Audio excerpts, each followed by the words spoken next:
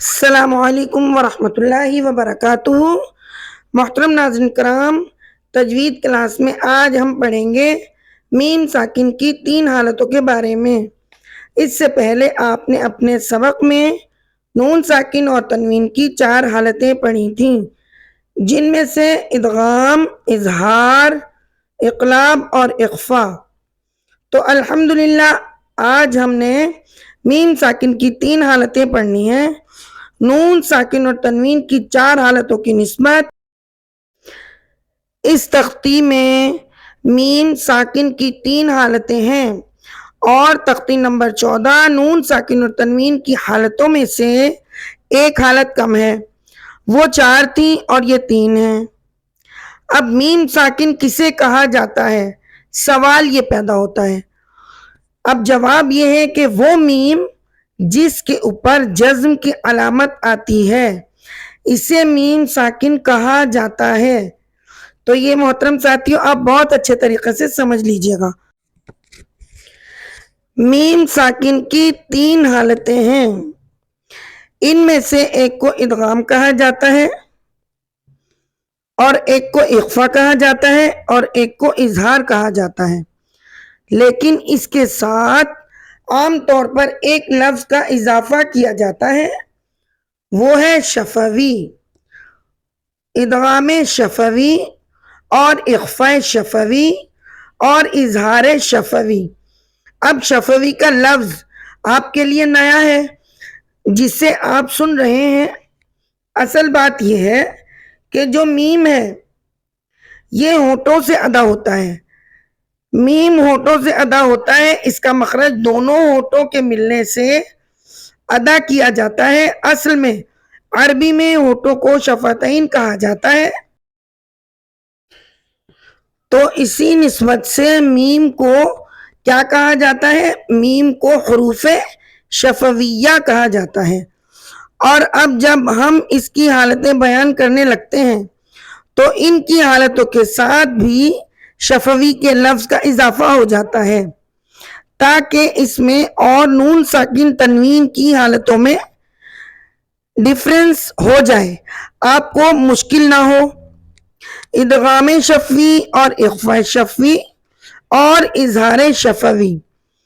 میم ساکن کا مخرج تو آپ نے پڑھ لیا ہے کہ یہ دونوں ہونٹوں کے ملنے سے ادا ہوتا ہے، تو اس کی تینوں حالتوں میں سے جو سب سے پہلی حالت ہے وہ ہے ادغام۔ ادغام کا مطلب یہ ہے کہ ایک حرف دوسرے حرف سے مل جاتا ہے، اس میں داخل ہو جاتا ہے۔ تو محترم ساتھیوں، میم ساکن کی 3 حالتوں میں سے پہلی حالت ہے ادغام۔ اب اس کی تعریف آپ بہت دھیان اور توجہ سے سن لیجئے، بہت ہی آسان ہے کہ میم ساکن ہو۔ کون سا میم؟ یعنی وہ میم جس پر جزم کی علامت ہوتی ہے اور اس کے بعد پھر دوسری میم آ جائے، تو ہم نے کیا کرنا ہے، دونوں میم کو ایک کر کر ملا کر غنہ کے ساتھ پڑھنا ہے، اور اس قاعدے کا نام ادغام شفوی ہے۔ اب آپ اس کی چند مثالیں یعنی 2 مثالیں دیکھیے تاکہ آپ کو اور مزید اچھی طریقے سے سمجھ میں آ جائے۔ الیکم مرسلون، الیکم مرسلون، یہاں پر ایک میم ساکن کے فوراً بعد دوسری میم آ رہی ہے، تو یہاں ادغام شفوی کا قاعدہ ہو رہا ہے۔ وَلَكُمْ مَا، وَلَكُمْ مَا، یہاں پر بھی آپ سمجھ گئے ہوں گے کہ میم ساکن کے فوراً بعد دوسری میم آ رہی ہے، تو یہاں پر ادغام شفوی کا قاعدہ ہوگا۔ تیسری ایک اور مثال میں آپ کے سامنے پیش کرتی ہوں۔ لَكُمْ مِنْهُ، لَكُمْ مِنْ، محترم ساتھی آپ کو بہت اچھے طریقے سے سمجھ میں آ گیا ہوگا۔ اس کے بعد جو اس کی دوسرے نمبر پر حالت ہے اسے کہتے ہیں اخفا۔ اخفا کون سا اخفا؟ یعنی اخفاء شفوی۔ میم ساکن کے بعد حرف با آ جائے تو وہاں اخفا ہوگا، مطلب آپ کو اس کی آواز ناک میں لے کر جانا ہے کیسے وہ ہم آپ کو بتاتے ہیں۔ یہاں پر میں نے اخفاء شفوی کی 2 مثالیں آپ کے سامنے پیش کی ہیں۔ مثال نمبر 1 ہے ما لہم بہ، ما لہم بہ۔ مثال نمبر 2 ترمیہم بحجارۃ، ترمیہم بحجارہ۔ آپ نے دیکھا کہ میم ساکن کے فوراً بعد با آ رہا ہے دونوں کلموں میں، تو یہاں پر اخفاء شفوی ہوگا۔ محترم ساتھیو، امید ہے کہ آپ کو اخفاء شفوی کی بہت اچھے طریقے سے سمجھ میں آ گئی ہوگی۔ اب ہم پڑھتے ہیں تیسری حالت، یہ تو بہت ہی آسان ہے۔ حالت نمبر 3 اظہار شفوی۔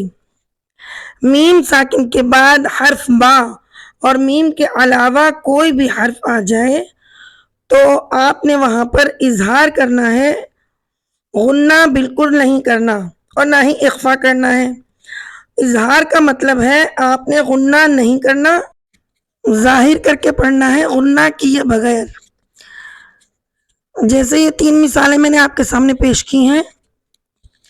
ام صبرنا، ام صبرنا، الم ترو، الم تر، امثلہم، امثلہم۔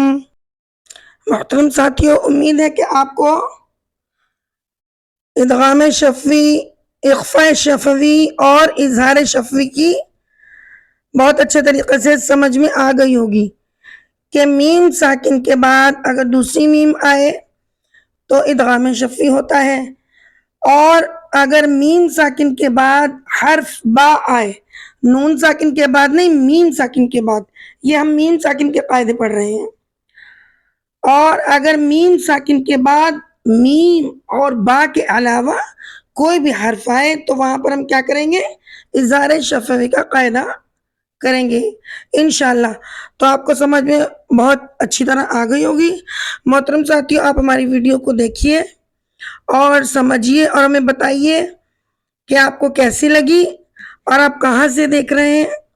لائک کیجیے گا، کمنٹس کیجیے گا، واچ کیجیے گا اور سبسکرائب کیجیے گا۔